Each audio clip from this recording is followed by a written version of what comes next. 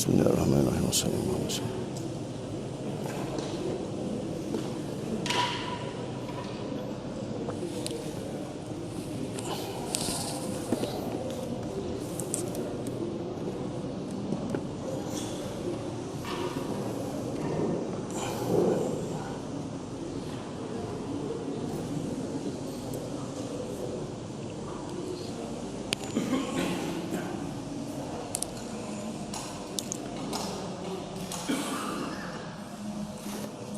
A'udzubillahi minasyaitonirrajim.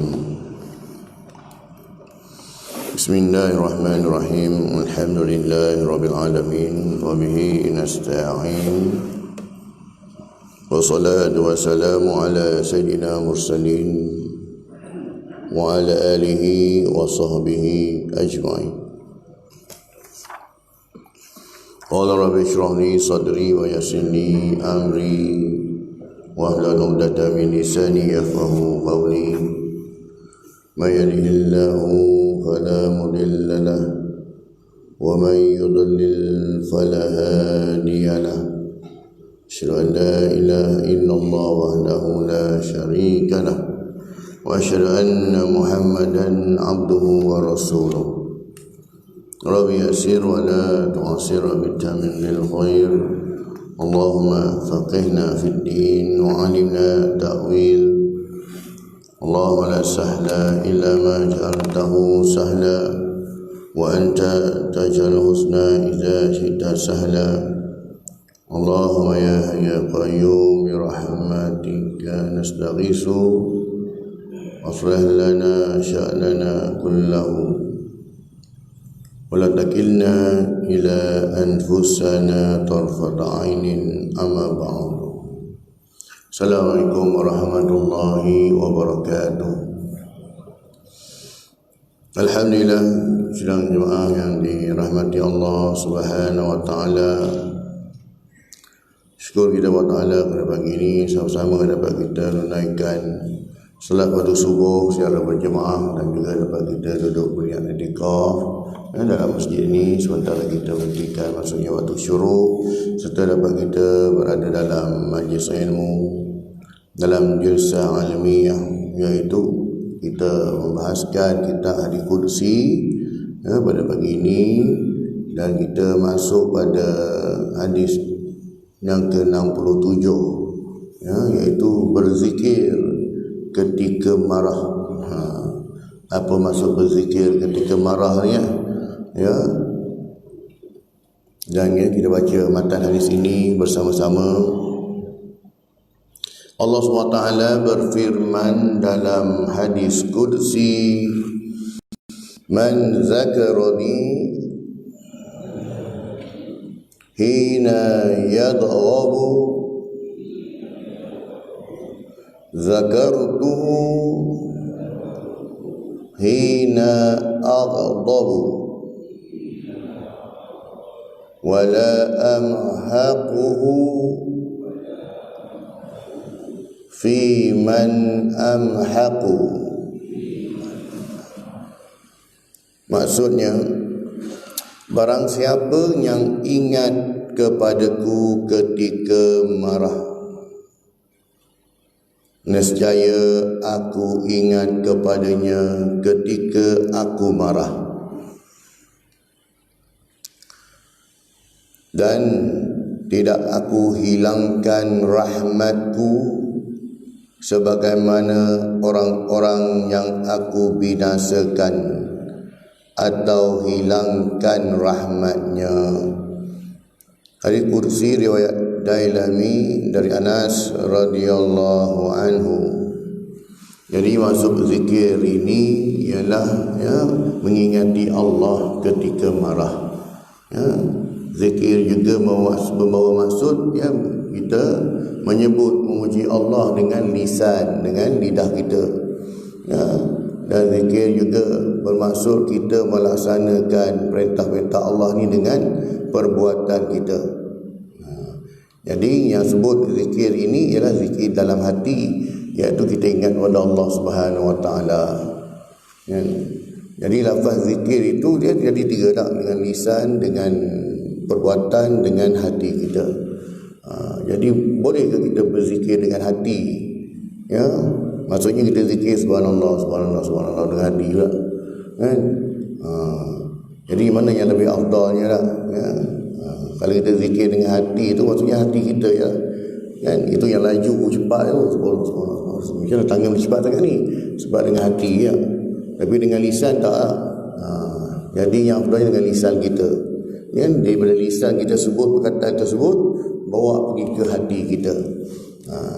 Tapi yang di sini tajuk yang kita nak bincang ialah berzikir ini maksudnya ingat kepada Allah ketika mana? Ketika kita marah.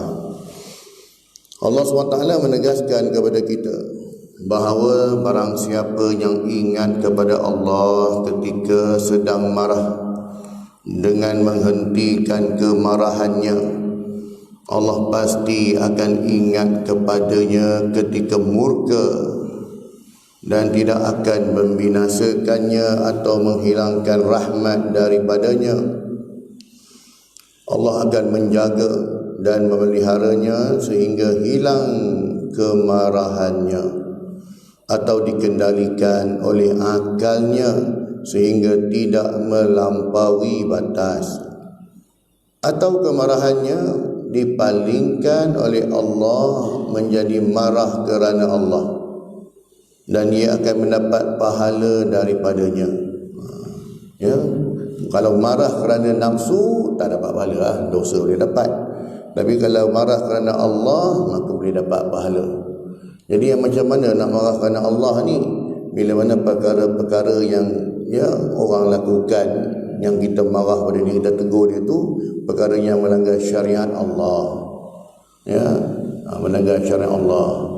Setakat tak baca kopi, setakat order kopi lambat sampai tu nak mengamuk, tak patutlah, kan? Saya dah order lama tak sampai-sampai dah, hentak meja dah, terbalik kursi, marah sangat. Ingatkan isu apa, kan? Order tak sampai pun, kan? Tu kenapa meja tu sampai tu, meja saya tak sampai dulu, nak marah lah. Jadi tak pada lah pun nak marah. Tapi kalau marah kerana Allah ini dapat pahala bila mana syariat Allah dilanggar, kan? Kita jangan tengok jauh lah, kita tegur ahli keluarga kita, anak-anak kita tak, bila melakukan kesalahan ni, kan? Dalam bab solat khususnya tak, lambat semayang atau sebagainya, kan? Marahnya itu kerana Allah. Jadi bila marah kerana Allah tu dia kontrol, tidak ikut nafsu, ya, tidaklah berlebih-lebihan. Tapi kalau marah kerana nafsu ni tuan, kadang-kadang akal pun tak terjangkau tak. Sebab apa? Dia tak fikir dah. Dia nak lepaskan geram marahnya itu, maka ia mengabaikan akal, tegur pun tak boleh. Aku tak kira kalau aku jumpa dia ni, aku nak tumbuk dia, marah sangat. Aku tak boleh dah, ni nafsu ni meluap-luap marah ni, kan? Tapi kalau akal dia berfungsi, maka akal tu akan tegur dia. Kau fikir sikit, yang kau nak tumbuk ni siapa? Dan kau kena fikir sikit, macamlah negara kita tak ada undang-undang pula, kau nak tumbuk ikut suka je. Kalau dia report polis, tak pasal lah kau malam duduk dalam lokap, tak? Dia akan fikir balik lah. Tapi kalau nafsu amarah itu melampau sangat, dia akan kata balik, duli apa aku tak lantak lah, lokap pun lokap, janji aku jumpa ketumbuk dia tak. Kan? Jadi ini peranan akal dan juga nafsu.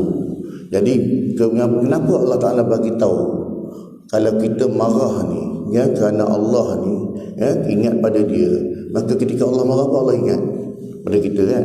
Sebab benda ni, sebab bila marah ini, taraf kemarahan itu, orang yang marah ni, barat ni, dia punya akal itu, dia betul sama orang gila je, dah tak berfungsi, marah sangat ni, kan?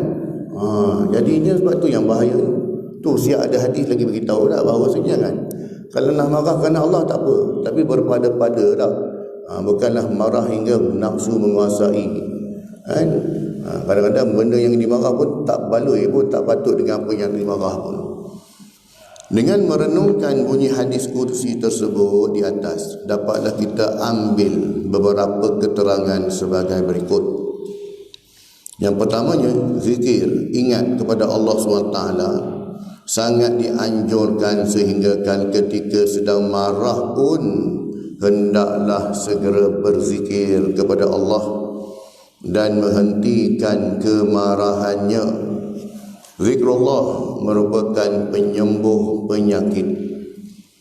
Sedangkan marah adalah sejenis penyakit jiwa yang datangnya secara mendadak.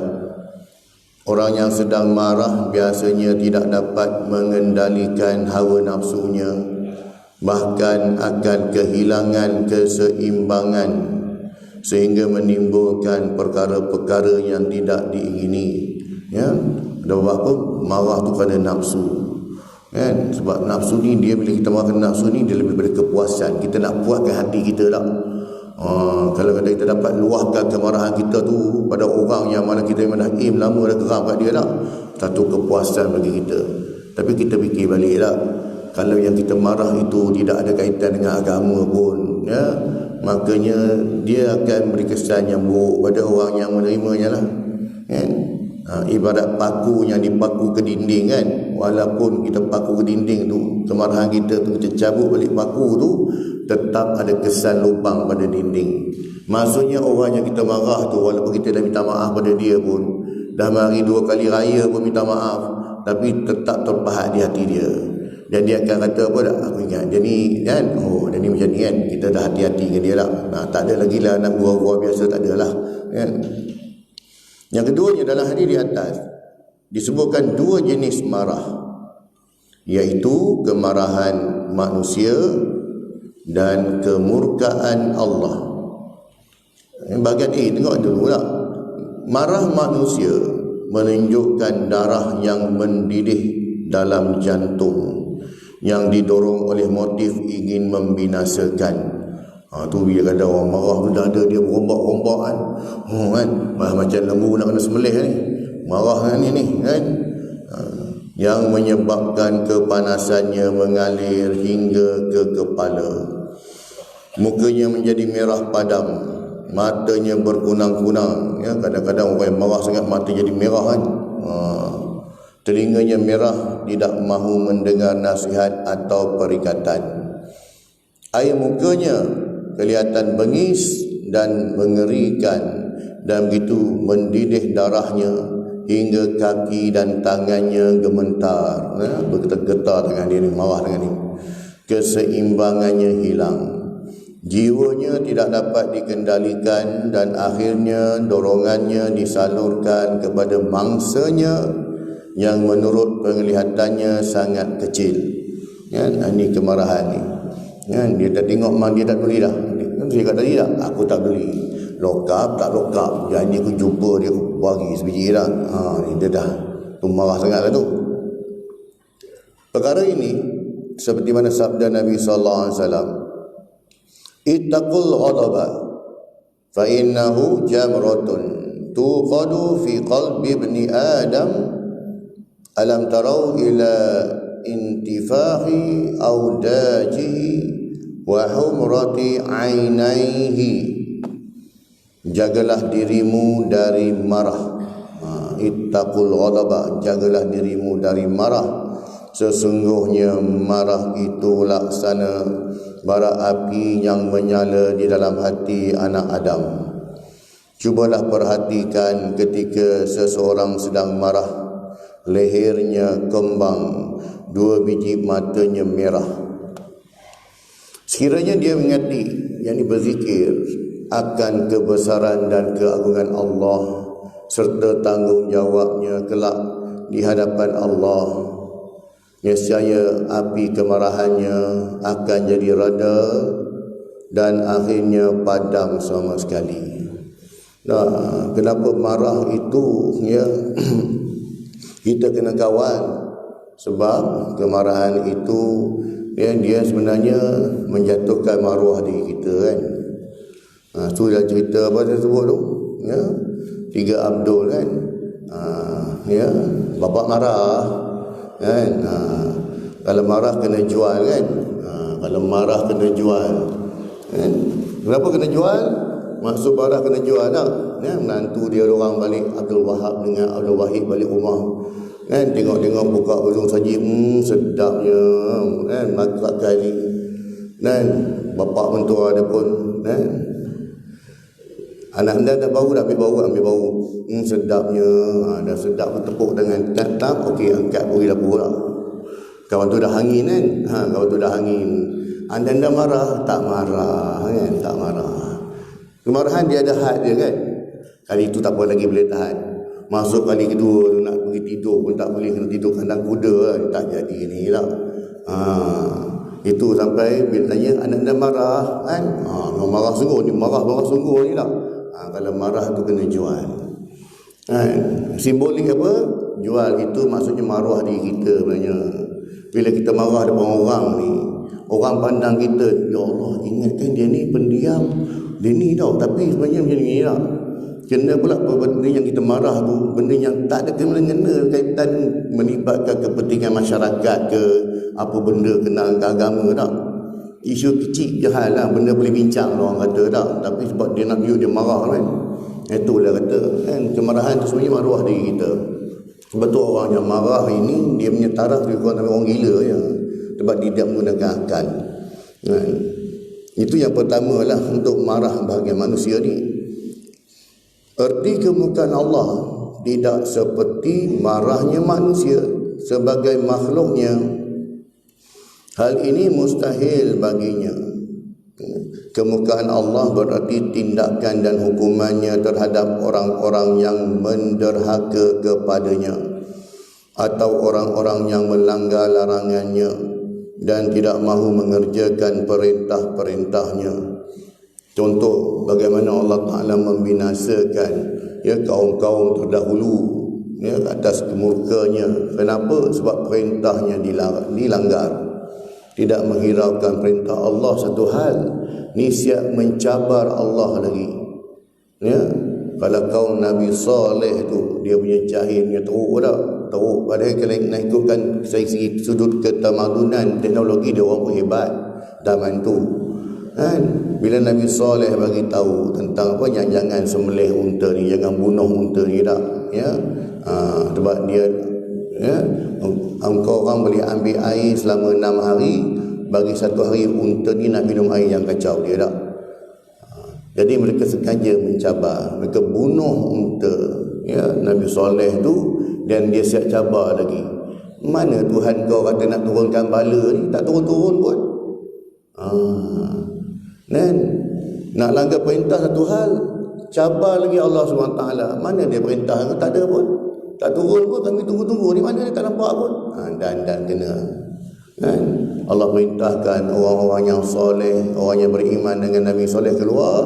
Kau tunggu sini, aku balun kau dalam ni kan? Sama juga dengan kaum Nabi Nuh AS kan? Allah Ta'ala perintahkan supaya keluar sebelum subuh kan? Kalau Piramli sesudah subuh kan? Kaum Nabi Nuh sebelum subuh dia perintahkan keluar daripada negeri tersebut, jangan tunggu dalam ni kan? Sebab Allah nak bagi balon pagi awal lagi dah kena dah kan. Ini kemukaan Allah makanya sebab perintahnya dilanggar, dicabar, maka dengan kaum-kaum tu huyup terus, hilang tu, tak ada dah, tak tinggal baka pun tak ada kecuali kaum Yahudi saja sampai hari ini hidup elok kan. Sebagai apa? Sebagai contoh pada kita, jangan ikut perangai orang Yahudi. Contoh, bukan ikut perangai dia kan. Ni kita ikut perangai dia. Memanglah tak jadi agama Yahudi, tapi perangai macam Yahudi, menzalimi orang, ambil hak orang kan, sengaja melanggar perintah Allah, macam-macam. Itu yang kedua. Yang ketiganya, sifat marah pada manusia diakui dan memang haknya. Betul dah, sebab setiap orang pun ada lah marah tak. Takkan tak marah pun. Yang tak marah ni bila ada something wrong lah dalam diri dia ni, sama ada dia makan ubat ke sebagainya lah. Makan ubat stres tu hilang lah marah kan? Orang jentik hidung pun tak apa. Tapi sifat marah tu memang semua jadi lah, siapa-siapa pun marah Sedang kemurkaan Allah SWT merupakan tindakan hukum yang didasarkan kepada sifatnya pengasih lagi penyayang, walaupun tindakannya sangat keras. Sebab kasih sayang Allah SWT ini mengatasi kemurkaannya. Allah Ta'ala sifat kasih Allah tu 10 kali lebih baik, lebih kasih daripada seorang ibu yang mengasihi anak dia kan? Namun demikian, sifat marah pada manusia mesti dikendalikan hingga tidak melampaui batas. Bahkan hendaknya disalurkan menjadi marah kerana Allah. Kita ingat balik tak? Kalau yang pun kita tegur pekerja kita, orang bawahan kita tu, pertama ingat tegur ni kerana Allah, sebab nak betulkan sikap engkau ni. Datang lambat ke, kerja tak siap ke, kan? Kita marah pada siapa pun bersebab. Kita fokuskan. Lepas tu kalau kita nak marah seseorang, ya, tu orang kan biasa yang kita marah ni orang bawahan kita lah, kan? Orang atasan kita berani komplain lah. Nak marah tak berani, kan? Belakang tu komplain bukan main lagi. Bila bos muncul depan, bos, sihat bos, kan? Dah makan lah, nak ubah terus, kan? Tapi dengan orang bawahan memang kita bagilah. Tetapi kalau nak marah sekalipun, kita fokuslah kepada kesalahan yang dia buat. Jangan kita ungkit-ungkit, engkau ni memang dasar pemalas keturunan, pemalas lah apa semua. Ini yang buat orang dendam. Ini yang buatkan kawan tu berdendam, sifat dendam ni. Dan malukan dia depan orang ramai tak? Marah dia tak? Kan? Saya tak peduli, saya bos kat sini. Kan? Siapa buat salah, kan? Itu juga saya bagi. Nak tunjukkan kita punya ketegasan lah, kan? Tapi sebenarnya fokus. Kalau disebabkan kerja tu, kita fokus kat situ. Dan bukan sekadar kita marah, tapi kita perbaiki. Kan? Awak datang lambat, alasan awak ni semua bangun lambat lah, itu ni. Cuba awak awalkan time awak tu. Biasa bangun pukul berapa? Kalau bangun pukul 6, pukul 6 tak boleh tak? Bangunlah pukul 5.30. Kita bagi cadangan pada dia tak? Jadi bila kita dah bagi cadangan pada dia untuk diperbaiki, kalau lagi bangun lagi, bagilah lagi, kan? Barulah sepatutnya tindakan apa yang sesuai untuk dia, sebab kita dah bagi cadangan. Tapi bila mana dimarah itu, kita fokus serangan peribadi, kan? Serangan peribadi, kaitkan dengan keluarga, keturunan, tempat tinggal semua kait. Ini yang menyebabkan kenapa boleh ada wujudnya dendam dalam hati dia. Dia simpan je tak, kau tunggu masa dia. Ini hari hari aku, esok hari engkau pula, kan? Jadinya terdapat berbagai cara untuk mengawal marah. Antara lainnya, yang pertamanya ialah berzikir kepada Allah sambil mengingati keutamaan menahan marah, keutamaan memberi pengampunan dan kemaafan, terutamanya bersikap sabar dan menahan diri di waktu memperolehi sesuatu yang tidak menyenangkan. Ingat pada Allah tak? Ketika marah pun ingat. Jangan ketika marah tu kita pegang barang, benda, senjata tak? Benda tajam ni tengah marah ni, kan? Jangan. Kalau kita pegang barang apa-apa, benda yang boleh memudaratkan, letak dulu. Letak ke tepi dulu. Pegang batu ke, pegang parang, pegang apa semua, kan? Nak marah letak ke tepi dulu. Takut kita tak sedar benda tu, tiba-tiba tangan naik je, kan? Jadi hati-hati. Yang keduanya, membaca selawat kepada Nabi SAW berkali-kali sambil mengingati akan siksaan Allah apabila kemarahannya diteruskan, atau merenungkan akibatnya, iaitu permusuhan dan balas dendam. Dia cakap tadi lah, dia pertama menyebabkan permusuhan, yang kedua balas dendam lah. Kalau orang bawahan ni dia dendam dengan kita lah, kan? Jadi ingat balik selawat lah. Fokuskan pada kesalahan yang dia buat dan beri teguran. Sebenarnya tak perlu kemarahan ini. Bila kita sebut marah, sebenarnya kita tinggikan kita punya tone suara kita tak? Tone suara kita. Jadi sebab tu dia melibatkan emosi, sebab kita tinggikan suara, kan? Tapi sebenarnya kalau teguran ini, kalau kita tak marah pun tak apa, tapi beri teguran secara profesional tak? Panggil cerita kat dia macam ni tak? Jadi bagi teguran pada dia, kan? Saya tak marah pada awak, tapi awak kena betulkanlah benda ni, sebab ini menyebabkan polisi syarikat, ini menyebabkan ini semua. Awak, kan? Saya kena tegas lah. Itu pun okey lah tu. Tapi sebab marah ini dia pakai emosi, dia tinggikan suara dia, dia herdik, dia marah, kan? Kadang-kadang benda ni orang tak boleh terima, kan? Kenapa dia nak tinggi aku pula? Dia cakap elok tak boleh ke? Dia cakap elok aku boleh terima je, tak masalah. Tu, jadi macam tu. Kemudian bagaimana cara lagi? Yang pertama tadi, ingat pada Allah. Keduanya selawat pada Nabi SAW. Allahumma salli ala Muhammad, Allahumma salli ala Muhammad. Kemudian yang ketiganya, berwudu atau mandi. Kerana marah itu adalah api, dan api dapat dipadamkan dengan air, iaitu air wudu ataupun mandi. Mula-mula kalau marah sangat, kita dah marah dah ni, ya, makanya pergilah ambil wuduk dulu. Ya, nak ambil wuduk. Ambil wuduk pun tak jadi juga ni, ya. Pergi mandi lah senang. Berendam dalam tu, duduk dalam air lah. Boleh nyanyi sekali lah. Sabun dia boleh air lah. Duduk dalam air lama-lama tu, mandi, berendam. Kan? Supaya apa? Nak hilangkan kemarahan. Dia sejuk badan dulu. Yang keempatnya, membaca a'udzubillahi minasyaitonirrajim. Aku mohon perlindungan kepada Allah dari godaan syaitan yang terkutuk. Ya. Sebab apa? Bila orang marah ni, saya cakap tadi dah, kalau kita marah, kalau kita pegang benda tajam, benda yang menyebabkan boleh memerat pada orang, letak ke tepi dulu. Sebab takut-takut mari syaitan ni memang ada pun. Sebab bila mana orang tu marah, syaitan tu sebelah dia je. Sebab dia tukang bakar lagi. Kan? Jadinya, ya, maka bila dia marah, makanya bacalah auzubillahi minasyaitonirrajim. Satu ketika Rasulullah dengan Abu Bakar, dia melintasi satu golongan kumpulan orang Quraisy, ya, di Mekah. Jadi orang Quraisy ni, bila Rasulullah lalu je, mereka akan menyindir, mereka akan perli, mereka akan menghina. So lalu dah. Jadinya bila Rasul lalu je, mari dah ada ni penyesat umat lalu dah, mari dah ahli sihir lalu dah depan kita ni. Rasul diam, dia tak apa dah, orang duduk ni. Datuk Rasul jalan dengan Abu Bakar. Jadi bila jalan dengan Abu Bakar ni, lalu tempat tu jumpa dah, kan? Orang kafir Quraisy ini, bila mana Rasul lalu je, mereka akan menyindir, mereka akan yataghawamazun ni, mereka akan mengangkat kening mereka. Tu mari dah. Dia keling ni kan. Dia kawan macam tu mari tu kan. Jadi bila Rasul lalu je, mereka pun hina, perli lah. Kata macam-macam lah. Maka Rasul diam je. Abu Bakar pun diam dah. Ya. Tapi Abu Bakar ni dah tahan sangat dah. Berlebih dah. Mereka ni dah berlebih sangat menghina Rasulullah ni. Dia balas balik lah. Dia geram sangat, dia balas balik hinaan mereka tu. Jadi bila dia balas balik, Rasulullah terus jalan laju tinggalkan dia kan. Jalan laju tinggalkan dia terus. Dia pun terkejut. Pasal Rasul tinggalkan aku pula? Aku seorang-seorang pula kena ni defend tak ada orang. Ya. Rasul tinggalkan dia. Maka dia kejarlah Rasulullah. Dia kejar Rasulullah. Ya Rasulullah, kenapa kau tinggalkan aku? Ya. Kenapa kau tinggalkan aku?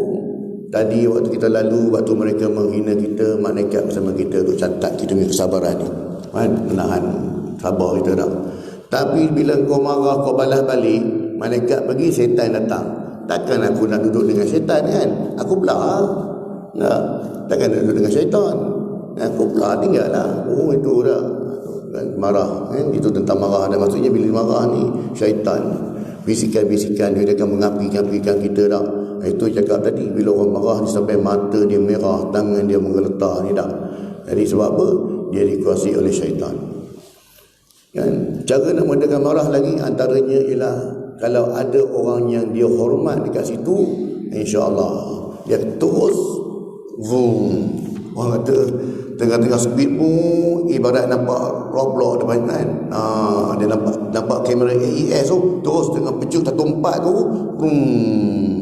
jadi 70. Nak slow je tak. Biasanya orang kalau marah ni, kalau ibu dia ada kat situ ke, orang yang dia hormat ada kat situ, terus reda dia. Slow terus lah. Orang yang dia hormat lah. Kan? Makanya terus reda tu marah dah. Jadi slow terus lah. Bukan nak marah tadi, tapi itulah tadi dia macam ni. Dah ubah sikit lah. Tadi intonasi tu tinggi lah. Pitching dia tinggi. Tapi bila ada orang yang hormat tadi, saya bukan apa ni. Dia buat benda macam ni. Patut dia tak payah macam ni dah. Jadi ubah lah nada tu lain lah sikit. Yang kelimanya, cara nak meredakan kemarahan, segera mengubah keadaan ketika marah. Kita punya kedudukan kita. Kalau sedang berdiri, hendaklah duduk. Dan kalau sedang duduk, hendaklah bersegera berdiri atau berbaring dalam keadaan situasi ini. Kalau marah juga tak boleh juga tadi, pergi wuduk, pergi mandi, tidurlah. Sebab kenapa tidur? Sebab kita akan reset balik kita punya fikiran kita ni. Nak reset balik. Orang kata buat tidurlah, tidur, tenang dan relax tu. Sebab kadang-kadang kita marah sebab kita penat kan. Sebab kepenatan. kita dah balik kerja dah, balik kerja dah, penat-penat dah, ada meeting mesyuarat dah, bos pun tak kerti-kerti dah, tak faham-faham dah pukul berapa, tak kerti dah berhenti mesyuarat, lanjut lagi dah. Dia seronok lah sebab dia tak ada masalah apa dah. Kita ni macam-macam tanggungjawab ni kan, dah lah bergaduh dengan rumah, siapa nak ambil anak apa semua kan, macam-macam lagi dah. Sampai rumah tengok rumah pula macam kapal tongkang pecah kan, masuk dalam dah. Itu jam kan, mari nak marah tu. Jadinya ya nanti dulu, sebab apa, kadang-kadang masuk bilik relax, pergi mandi semua dah. Kemudian cuba rasionalkan diri. Cuba rasionalkan diri dengan situasi sebut kenapa begini ni tak rasionalkan diri kan. Makanya situ barulah ada kurang reda sikit kemarahan tu. Sehubungan dengan marah ini, dalam riwayat yang dikemukakan, ma ta'udduna as-sur'ata fikum, qalu alladhi la yasra'uhu ar-rijalu huwa alladhi yamliku nafsahu indal ghadabi. Maksudnya, apakah yang kamu anggap kuat dalam berjuang itu? Para sahabat berkata, ialah orang-orang yang tidak dapat dikalahkan oleh orang lain dalam perjuangan. Nabi menerangkan, bukan demikian, tetapi ialah orang yang dapat menahan dirinya di waktu marah. Hadis riwayat Ibnu Asir dalam An-Nihayah. Maksudnya orang yang gagah, orang yang perkasa, orang yang kuat ni bukanlah dalam kalangan mereka yang menang gusti beberapa kali dah, berung smackdown, berung depan dia menang dah, dengan dapat pingat, ataupun dia menang dalam peperangan. Tapi orang yang gagah, orang yang hebat, yang kuat ini ialah orang yang dapat menahan kemarahan dia. Kenapa? Sebab kemarahan ini dia akan menyebabkan mudarat. Mudarat kepada diri sendiri, mudarat pada orang lain. Ya, makanya orang yang dapat mengawal kemarahannya ialah orang yang kuat. Kan? Sebab tu dalam hadis lain juga disebut, bila mana seorang lelaki, seorang pemuda jumpa Rasulullah, ya Rasulullah, apakah nasihat engkau padaku? Kau wasiatkan aku, kau bagi aku nasihat. Apa nasihat yang baik untuk kau bagi padaku? La taghdab, jangan marah. Apa lagi Rasulullah nasihat? La taghdab, jangan marah. Apa lagi nasihat Allah Rasulullah? La taghdab, jangan marah. Maksudnya 3 kali Rasulullah. Mungkin Rasulullah kenal orang ni lah, dia ibarat ni orang, maka Allah kata jangan marah. Jangan marah. Jangan marah ulang 3 kali tak. Supaya apa? Sebab kemarahan ini tidak membawa kebaikan. Ya. Seperti aku cakap tadi, kalau kemarahan kerana agama pun dia agak rasional. Dia akan rasional, bukan dia meninggikan suara, dia tak menengking, tidak mengherdik, tidak menghina. Itu marah kerana agama. Tapi kalau marah kerana nafsu, dia akan mengherdik, menghina, dia akan merendah-rendahkan orang ini, dia akan kaitkan dengan orang lain, semua orang tak betul dah, kaitkan dengan keturunan semua ada. Maksudnya lebih kepada serangan peribadi. Dan kalau marah kerana emosi juga, dia tidak beri solution, dia tidak memberi cadangan bagaimana cara nak menambah baik, nak mengubah daripada kesalahan yang orang ni buat kan. Dia tak ada. Dia lebih kepada emosi dia marah nak lepaskan emosi dia tu. Dalam hadis yang lain, man kazama ghaizan wa huwa yaqdiru ala an yufazzahu da'ahu Allah ala ru'usil khalaiqi yaumal qiyamati hatta yukhayyirahu fi ayyil huri sya'a. Barang siapa yang dapat menahan kemarahannya, padahal ia dapat meluahkan kemarahannya, boleh dia nak marah tapi dia tak marah, nescaya Allah SWT memanggilnya di hadapan khalayak ramai untuk dipersilakan memilih bidadari yang dikehendakinya. Hadis riwayat Muaz bin Anas radhiyallahu anhu. Ya, orang yang menahan marah ni Allah Taala hadiahkan dia bidadari. Dalam riwayat seterusnya, innal ghadaba minasyaitan wa innasyaitana khuliqa minan nar wa innama tudfa'un naru bil ma'i fa idza ghadiba ahadukum falyatawadda. Maksudnya sesungguhnya kemarahan itu berasal dari syaitan, dan syaitan diciptakan dari api, dan api dapat dipadamkan dengan air. Apabila kamu sedang marah, hendaklah berwudu. Hadis riwayat Ahmad, Abu Daud dan Aisyah Al-Aufi. Menurut Ibn Abbas, ayat dalam suratul Mu'minun ayat ke-96, A'udzubillahi minasyaitonir rajim, idfa' billati hiya ahsan.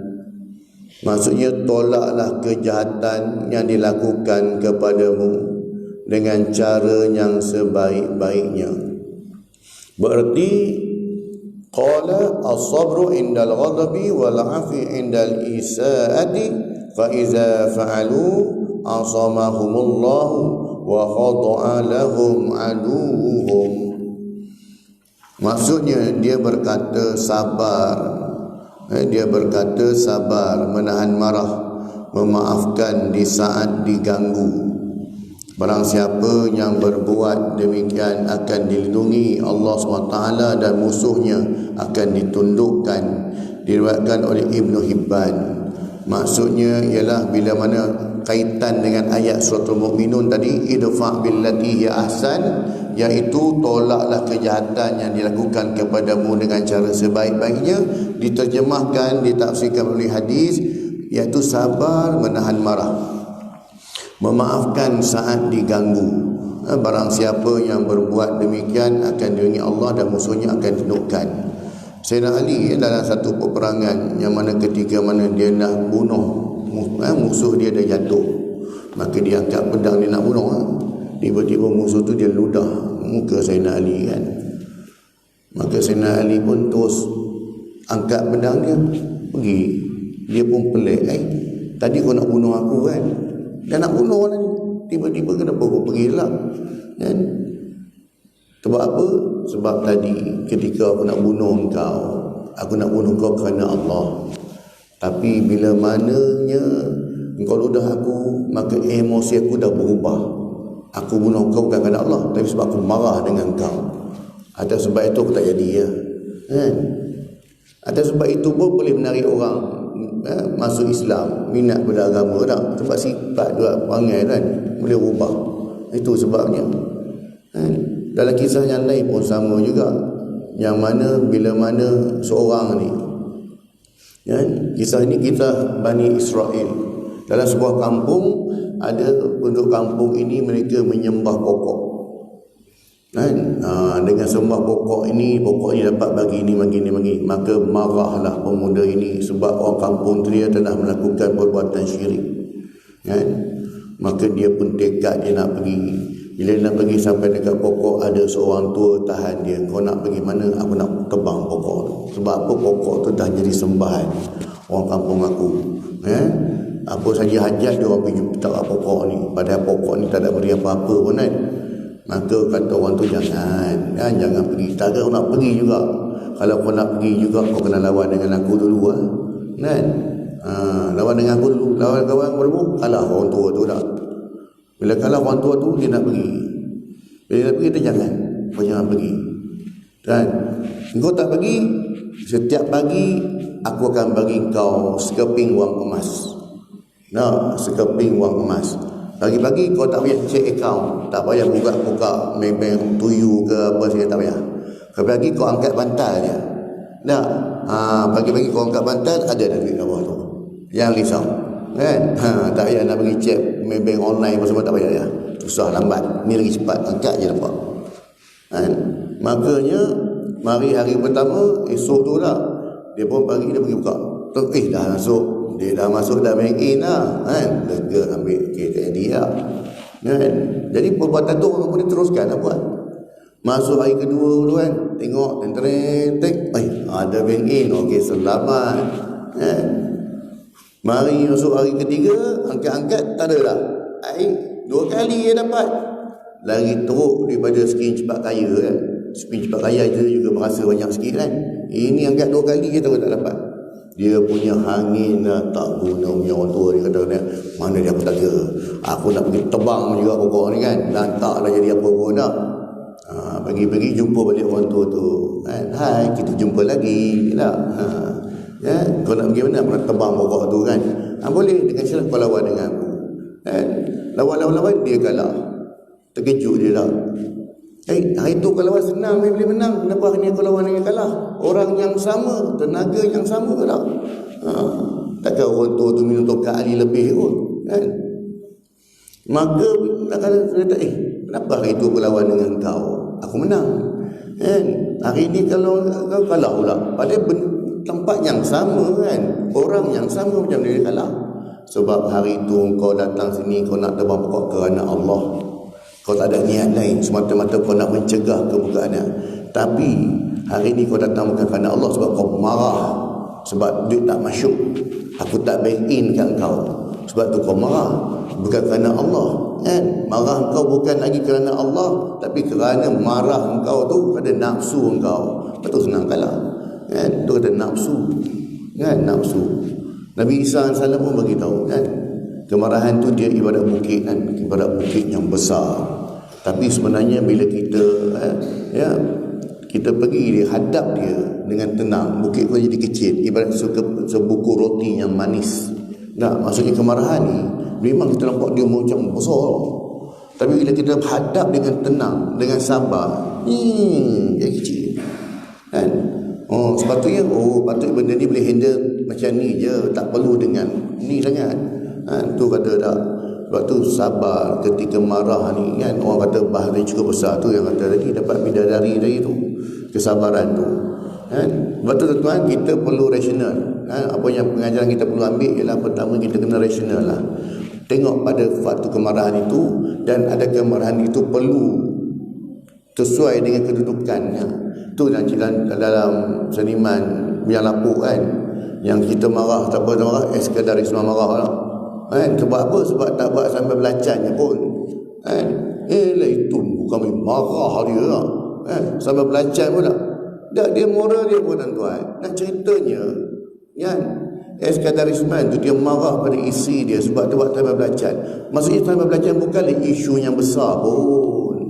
Nah, bukan isu besar lah. Kenapa kau nak marah beraya-raya sangat sampai nak keluar pedang semua ni tak?